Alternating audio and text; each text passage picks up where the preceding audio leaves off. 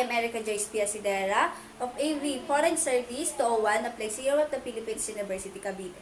The COVID-19 pandemic, how the world order changes. World Trade Organization, International Monetary Fund, and World Bank are greatly affected in this largest and fastest crisis, the COVID-19 pandemic. They play a vital role in our society prior to this pandemic.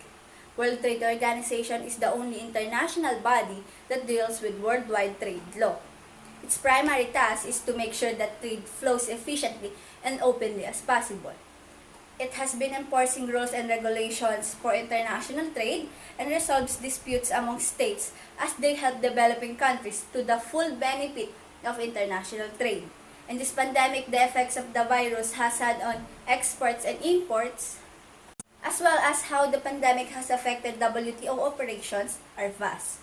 The effect of the pandemic on major features in relation to travel and transport and trade policies as this thing possesses a threat in the spread of COVID-19 virus.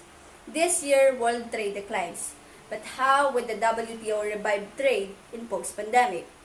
The unfailing force of growth in the economy is from the international trade.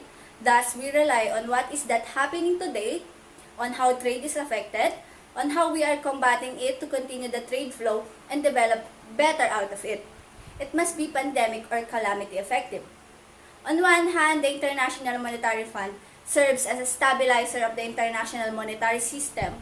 It serves as a regulator of the world's currencies. It is an organization that works to promote global monetary cooperation, protect economic security, promote international trade, cultivate job growth and sustainable livelihoods, and eventually reduce poverty. In this pandemic, the IMF is helping a large portion of its member countries in need of assistance and emergency funding requests. Since the economy was down due to the lockdown that results in high unemployment rate, they helped the most affected member countries in confronting the crisis and prioritizing in need to help them cope up. We were once in control of the world prior to this pandemic, but how the IMF would be after this pandemic. IMF was quick in helping the countries in need. We may not be able to bring back the old normal, but the way we combat and coexist with this virus is a training ground in building a much better institution to help member countries. On the other hand, the World Bank acts as an international body to eradicate poverty by providing poor and developing countries development aid. The World Bank intends to minimize poverty by helping individuals support themselves, by granting financial loans and providing advice and training in different sectors. During this time, the World Bank helps developing countries during a health emergency and protect the most vulnerable countries against this crisis.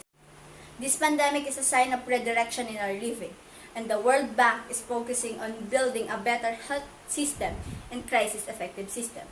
This COVID-19 pandemic is a crisis that kills people and deprives our liberty. We were caught badly, but what will be next after this pandemic?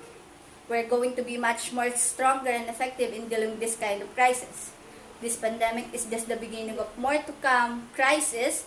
We must build a resilient institution for the people of the world as we prepare for the coming of these kinds of crises. Helping on our own capacity is a big leap towards the success of humanity. I can help the economy in supporting local goods, products, and services, especially in this time of occurring natural calamities and crises. I can help uplift local and promote domestic products that will become soon international trade quality. We must uplift our own purse, thus we will be able to bounce back after all this crisis.